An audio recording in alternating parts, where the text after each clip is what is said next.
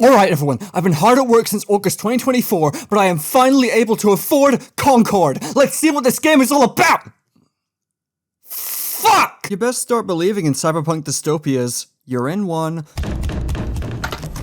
No, I don't know! Digital games, or just digital media in general, has finally shattered the patience of a lot of consumers. There's been a big push towards digital over physical for years now, and it's true that digital has been winning out over physical in some areas. While there are certain individual products that have better physical sales than digital, it's hard not to see why there's such a large push towards digital. The convenience of digital media for the average consumer also heavily outweighs that of physical media. There's no need to grab a box, take out a disc, and put it into the device you're using. You just access it instantly. There's value in that, and on paper it seems like a no-brainer. There's no reason why you shouldn't own everything digitally. Oh, that's gore. That's gore of my bank account. If I could just drop the mask I'm using to play devil's advocate for a second. The weight of that was killing me. I am a physical media truther, always have been and always will be. This is my piece of shit. And while I am also a digital consumer, I do play a lot of my games on PC for instance, and I do see the inherent convenience of my digital games. Half of this list is from my Steam family, by the way, don't have an aneurysm. When it comes to consoles, I prefer to own my games physically. Not just because I like collecting things and putting them on my overcrowded shelf, but I also like being able to actually own the things I spend my money on. Sure, with physical games today, you gotta wait for the game to be installed on your console, but you still own the damn thing. Also, because some people don't know the difference, installing from the disc is different from downloading from the internet. You can do this without Wi-Fi and it works completely fine. Digital, on the other hand, only gives you a license, which in theory shouldn't be that big of an issue.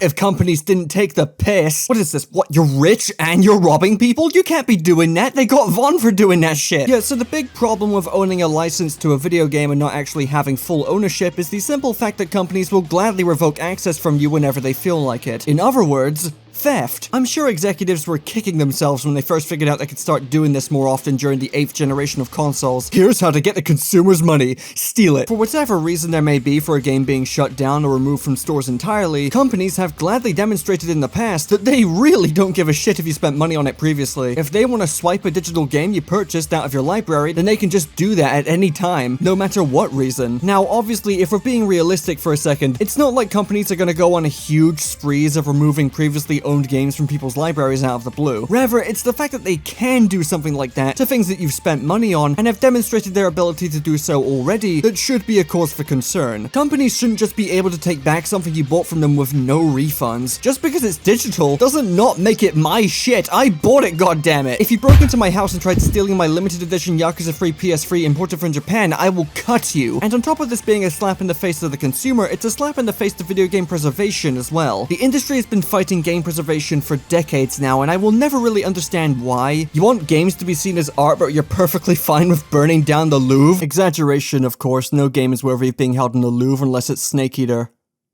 Marvelous. It's one thing to delist a game from stores so people can't buy it again, but revoking access to it from paying customers so they can never play it again? That's some Robbie Rotten bullshit right there. How is this the norm? Now, I'm sure you're all very aware of Sony's recent announcements regarding physical games. Starting from 2028, Sony will no longer be producing physical discs for their games, and will instead transition to a digital-only business model. Reception to this decision has been...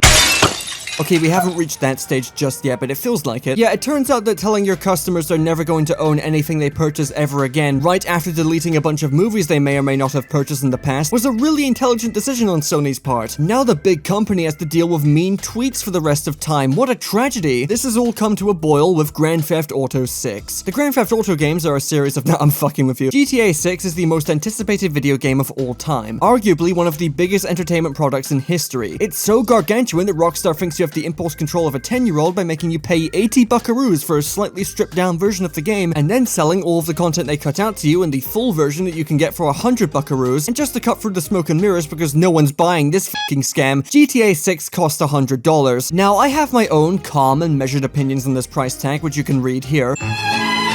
But it's Rockstar, and they created GTA Online, so I should have expected some kind of supervillain scheme to take my money, but you'd think with them charging a, to be blunt, fucking obscene amount of money for this game, you'd at least be able to say you definitively own the damn thing, right? No! I'm definitely not the first person to notice that Sony announcing the end of physical discs and Rockstar announcing that GTA 6 won't have a true physical version outside of code in the box around the same time was most likely coordinated. Call it speculation, but I think there's trickery afoot. They're using GTA 6, the biggest video game launch in history, and a game that's guaranteed to make a shitload of money, as a way to justify their plunge into an all-digital future. Because people can kick and scream all they want online and in person, the average fan of GTA isn't gonna care and will just buy the game with no critical thought. The fact is, nothing's gonna change the fact that GTA 6 is gonna be the biggest video game launch of all time, unless I've somehow initiated the Toonshi curse with this video and Rockstar is my next victim. Speaking of victims, Rockstar has been hacked. So as I was taking a break from this video by getting my 15 wins on Wraith, GTA 6 suddenly leaked. Now the contents of these leaks contained... And long story short, there's videos of a nearly complete build of GTA 6 just floating around the internet, Take-Two lost about $2.8 billion in market value, and Rockstar is still currently being hacked by a vegetable. CyberLeak, the guy or group responsible for the Rockstar hack and leaking of the game, has made their demands very clear, albeit in the style of a Phantom Thieves calling card, and not the good kind. I mean the one Ryuji wrote to Kamoshida at the start of the game. I should get a real fucking job now that I think about it. All you gotta do is take a guy's physical game from him and he starts talking like Sephiroth. Honestly, cutting through the edgelord speak for a second, I don't think these demands are that wild, honestly. They're naturally upset that GTA 6 is not being made physically, so no one actually owns it, and will continue leaking the game until Rockstar either puts out a hit or makes a public statement and walks back on their bullshit. And considering they're sending out subpoenas now, I don't think that's happening anytime soon, and apparently CyberLeak will do this to other companies that try doing the same thing. I'm aware that CyberLeak has some crypto shit going on, and that there are debates about their true intentions, but you know what, forgive me if this is a bit of a radical take. I think we should let CyberLeak slap their balls on Rockstar's forehead. You can disagree with that if you want, but frankly, the developers of this game have already been paid. This is only gonna hurt the bigwigs. I'm tired of people just sitting around and doing nothing instead of actually attempting to change things. Also, in case you couldn't read what I put on screen a second ago,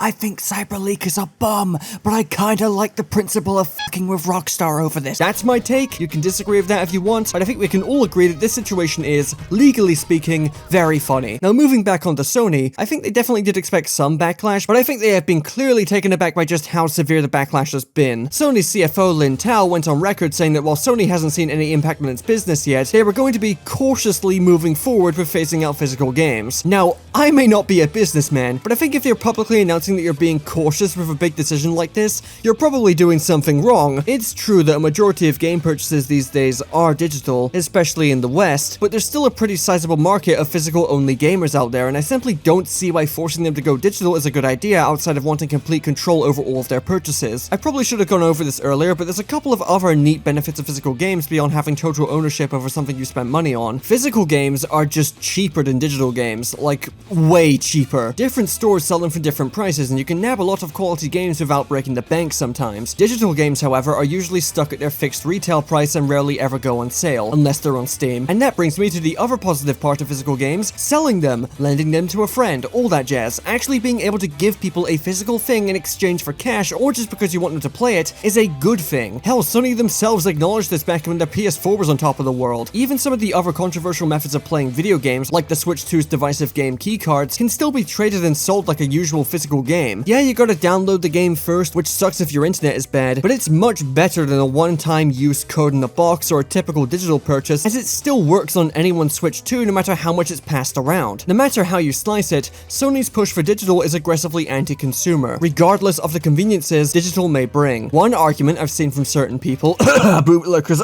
is that people who mostly play their games on PC have no room to talk on this issue. After all, PC games are all digital these days, so why is it such a big deal for Sony and other console manufacturers to go digital? Well, the biggest factor is that there are a wide variety of storefronts, first party or third party, to purchase and download PC games from. It's an open platform. The only retailer you're buying from on a digital-only PlayStation is Sony. Sony holds a monopoly, and any prices they charge you are the ones you're gonna have to suck up, regardless of how expensive they are. They also have the freedom to revoke your right to play a game you fucking paid for anytime after the fact, and have demonstrated their ability to do so more times than people are comfortable with. PC storefronts, on the other hand, while they are still capable of doing this, have built up decades worth of trust, and there are very, very, very few cases where a game has been outright pulled from someone's library after they've bought it. PC retailers are just more trustworthy, which doesn't mean you shouldn't hold them to the same standards, but there's naturally more trust here for the average consumer. I think with all of this said, I should probably come to a conclusion conclusion worth a damn. You don't hate digital games enough. If you exclusively play digital games, then that's fine. It's your life, your money,